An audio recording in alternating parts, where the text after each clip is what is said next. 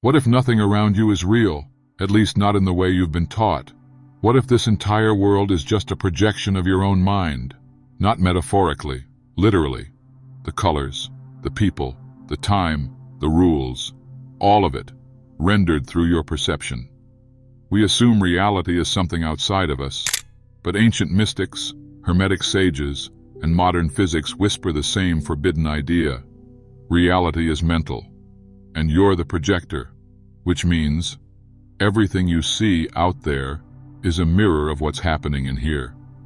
If your inner world is distorted, your outer world will reflect chaos.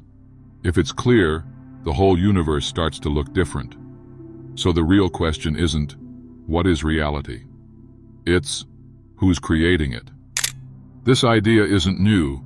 Thousands of years ago, the Hermetic tradition, the roots of Western esotericism, declared, all is mind. The first Hermetic principle isn't love, or light, or even spirit. It's mentalism, the teaching that the universe is a mental construct shaped by thought. Not just your thoughts, but consciousness itself. Reality doesn't emerge from matter. Matter emerges from mind. Modern quantum physics now flirts with the same conclusion.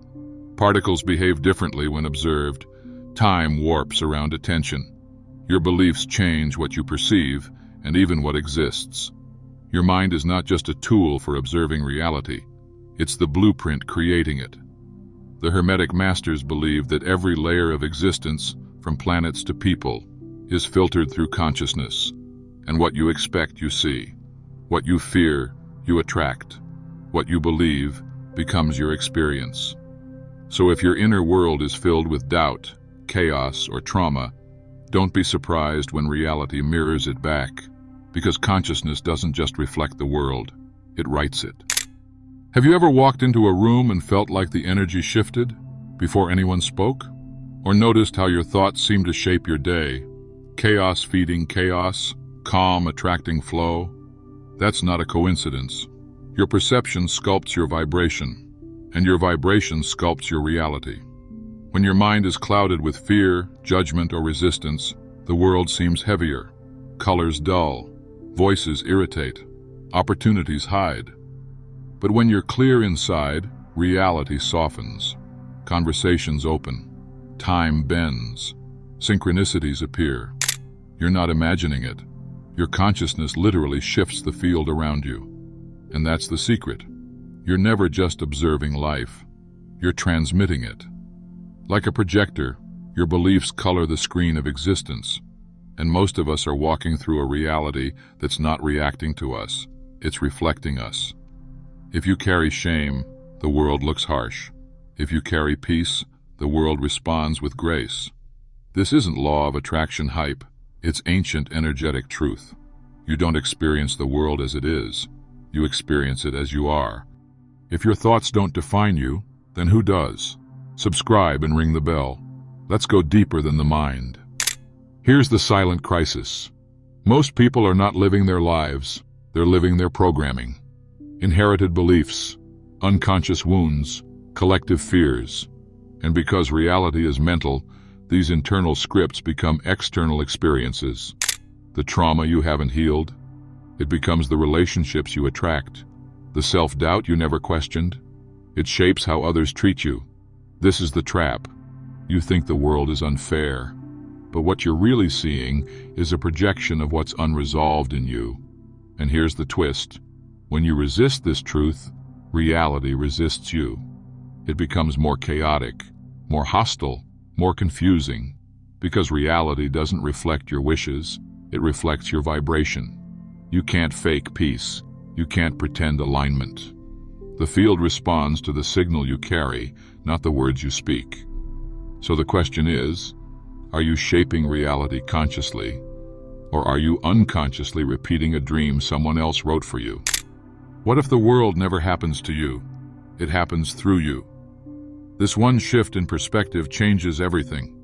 When you stop seeing reality as something outside of you, you stop trying to control it, and you start listening. Reality becomes feedback, not punishment. A mirror, not a battlefield. The Hermetic teachings called this The all is mind, not a metaphor, an actual law of manifestation.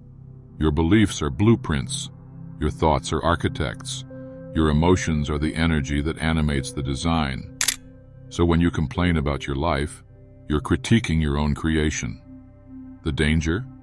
Most people don't realize they're the ones writing the script. They think life is random, that others are to blame, that suffering is just bad luck. But consciousness doesn't do random, it does reflection. Everything you meet is a messenger. Every trigger is a teacher. Every challenge is an invitation to upgrade your inner world. And the sooner you accept that, the sooner you shift reality itself. So how do you change your outer world? You don't chase it, you change your frequency. Because consciousness is not a spectator, it's a projector. When you shift the signal inside, the screen outside must follow. This isn't wishful thinking, it's resonance. Meditation isn't just relaxation, it's inner retuning. Every breath is a signal. Every intention is a wave. Every choice, a declaration of vibration. So begin simple. Silence, stillness, presence. Notice the thoughts, but don't follow. Feel the emotions, but don't identify. You are not the screen, you're the light behind it. The more you rest in that awareness, the less your outer world can shake you. And paradoxically, the more it starts to change. Your relationships shift, synchronicities return, obstacles soften. Why? Because your signal is no longer scrambled. It's coherent, clear, magnetic. You're no longer trying to fix reality. You're starting to tune it from the inside out. Ask yourself, not with words, but with attention. What am I projecting right now? What belief is shaping this moment? Is this experience a reflection or a reaction? These aren't just spiritual questions. They're vibrational diagnostics. Every thought, every mood, every judgment is a clue to the frequency you're broadcasting. The outer world isn't your enemy. It's your mirror. It's not there to punish you, but to show you what's been coded within. So observe, without blame, without panic. Be a scientist of your own consciousness. Where does your mind go when it's quiet? What stories play on repeat? What emotions hijack your presence? This awareness, this gentle watching, is how transformation begins. Because what you observe without judgment, you reclaim. What you feel without fear, you heal. And what you see clearly loses power over you. Here's the truth no one teaches. You're not here to escape the illusion. You're here to see through it, awake. Because when you stop fighting shadows, you start shaping light. The mind was never meant to define you. It was meant to serve your awareness. And once you realize this, you stop identifying with thought and start embodying presence.